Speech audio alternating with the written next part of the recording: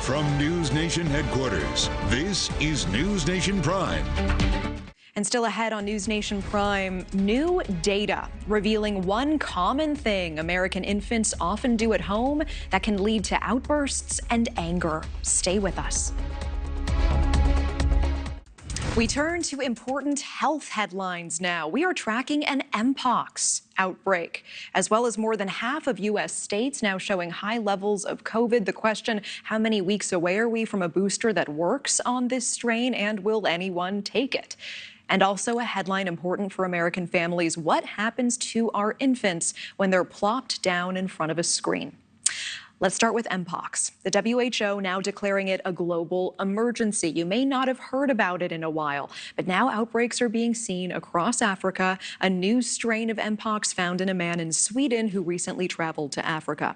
Meanwhile, wastewater showing 27 U.S. states have very high levels of COVID infection right now. This is as life-altering long COVID symptoms are becoming a reality for so many Americans. And a new study says tablet use could increase outbursts in young children. That goes along with a new survey that shows most 4-year-olds have a mobile device, and their time per day is increasing each and every year. We want to bring in Dr. Stephen Quay on this, a physician and scientist, to address all of these topics. Dr. Quay, so much to talk about. Thank you for your time tonight. It's great to be here, Natasha. Let's start quickly with Mpox. You have said it is nothing to worry about. It is being found in wastewater in San Francisco. Does it concern you? It doesn't in the sense of an epidemic or a widespread a problem, because for two reasons. It's not transmitted asymptomatically, and it's not airborne. So it's only transmitted during the time when you have the pox, the little bumps on your hand, arms, and they break and they lead to viruses being released. So you get it from direct contact with a person with those lesions, or maybe from the bedding, theoretically, at least from the bedding of those people. Right now, 96% of the cases are in men, and 96% of the transmission is sexual. So at this point in time, it shows no signs of being anything near an epidemic. I appreciate that context. And Dr. Quay, I do want to turn to COVID here, because wastewater shows 27 U.S. states have very high levels of COVID infection right now. So many Americans are dealing with life-altering long COVID symptoms, increasing every single month. Are you expecting a booster that addresses these current circulating strains to come out soon? How many weeks away are we? You know, I think we need to be cautious about getting concerned about this at this point in time. Finding new activity in wastewater is one thing, but finding cases showing up in the emergency room is another. Unfortunately, we're at the point now 4 years into this where everyone has either had COVID, had a vaccine, or both. So there is a lot of natural immunity to this.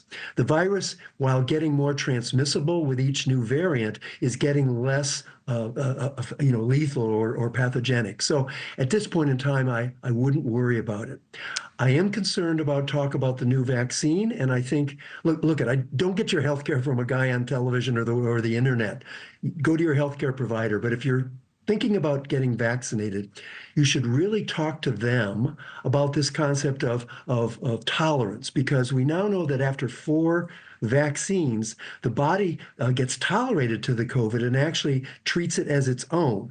So, you know, when you hear someone like Anthony Fauci, who's had 6 vaccines and 3 cases of COVID, you begin to see this pattern where vaccination can actually turn around and be a detriment to you. There's a test called IgG4 that you can do to see if you are tolerant to the vaccines. And if you have that, most people would advise you not to get vaccinated. Wow. Okay. This is a stark difference from all of the guidance that we have been hearing and talking about. So even though this new vaccine coming out is meant to address strains that most people do not have protection to at this time, are you advising people not to receive this next booster? No, I'm not advising them. I'm advising them to talk to their physician about it. And if you can do a test, you may have to pay for it yourself, but if you can do a test to see if you're making the wrong kind of antibodies based on previous vaccinations, the name of that is IgG4, your physician will probably advise you not to get the vaccination at that point in time. So we have a lot of natural immunity. There are many other proteins that are important for this virus to replicate that we make antibodies against. So if you've had COVID, I would think long and hard about getting vaccinated. But again, only your healthcare provider can work with you on that topic. Let's get to this report on toddlers and tablets. A researcher saying they found a link between increased outbursts and more tablet use in younger kids. Why do you think that is? Well, look, I mean, I was involved with the invention of functional MRI imaging, which allows you to look at the brain and how it thinks in real time. So, I think it has to do with child development, and it's actually very straightforward. From 0 to 2 years old, the child is spending the time from becoming completely dependent to beginning to be independent. That is, they can walk, they can kind of move around, they have some autonomy. But we used to call that time frame, the beginning of that time frame, the terrible twos, because between 2 and 5, they're doing what I call going to charm school. At 2, they are completely unsocialized. They're little scientists, however. They're going to test gravity. They're going to test kinetic energy. So you'll see them pushing each other and interacting with other children. And 95% of children from age 2 to 5 become socialized by the physical interaction with other children, the physical interaction with the world. Well, we know the 5% that don't, typically boys, and also typically long term, those are the ones that are bullies, criminal activity. I mean, it's really an important time.